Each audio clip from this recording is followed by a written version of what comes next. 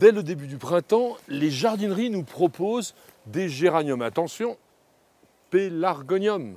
Ce n'est pas le géranium vivace rustique, c'est le pélargonium originaire d'Afrique du Sud et que Linné, en 1753, avait confondu effectivement avec un géranium parce qu'ils font partie de la même famille, mais il a fallu pratiquement attendre une centaine d'années pour qu'un Français, Louis l'héritier de Brutel, lui trouve des différences et l'appelle finalement pélargonium.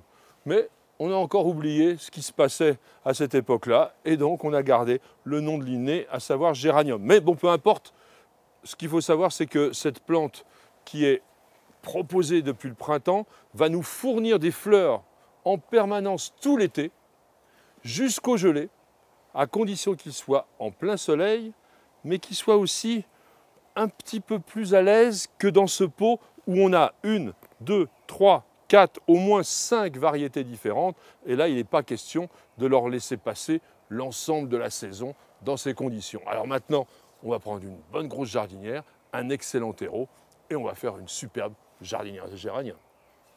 J'ai choisi une grande jardinière, volumineuse, parce qu'il est très important d'avoir suffisamment de terreau pour ne pas être amené en permanence à arroser la plante, ce qui va vous permettre de passer quelques week-ends bien tranquilles, sans risque pour vos géraniums.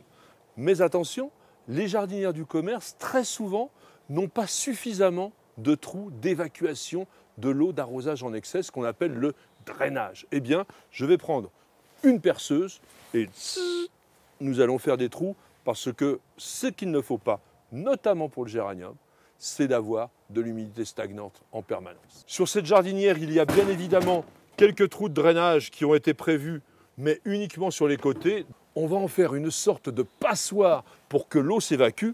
Allez, on y va.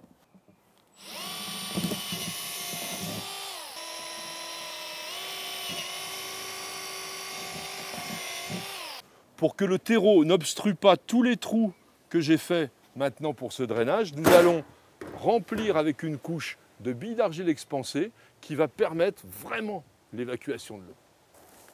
Voilà, le drainage avec les billes d'argile expansées.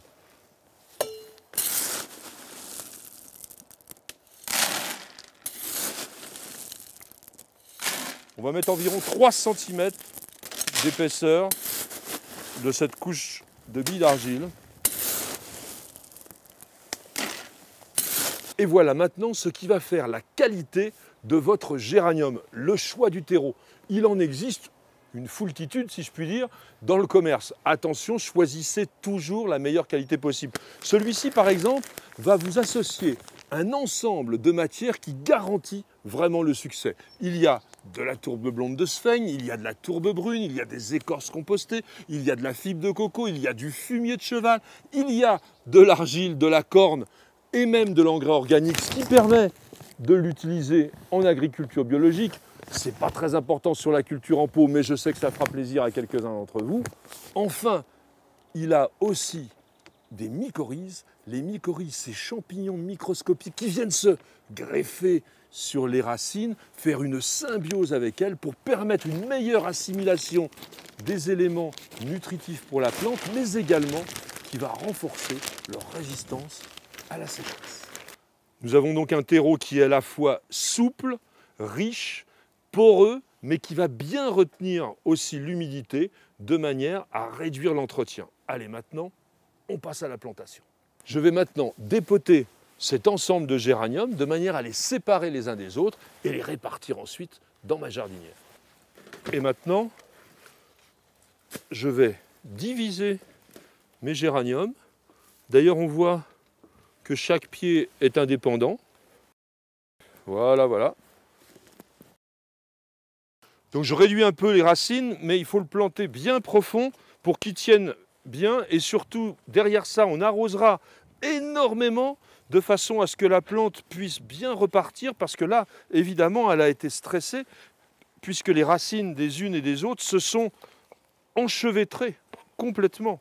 Donc attention, donc on replante et surtout, alors, on tasse bien comme ça avec les doigts. Il faut que la plante soit complètement enfoncée dans le terreau.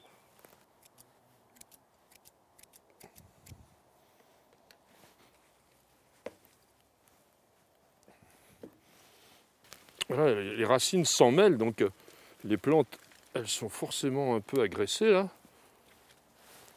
Donc on va réduire la longueur des racines.